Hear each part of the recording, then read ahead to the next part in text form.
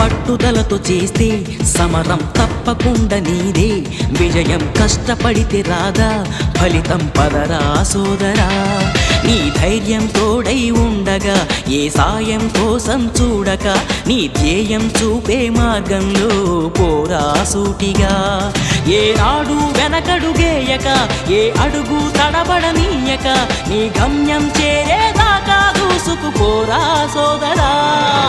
పట్టుదలతో చేస్తే సమరం తప్పకుండా నీదే, విజయం కష్టపడితే రాదా ఫలితం పదరా సోదరా.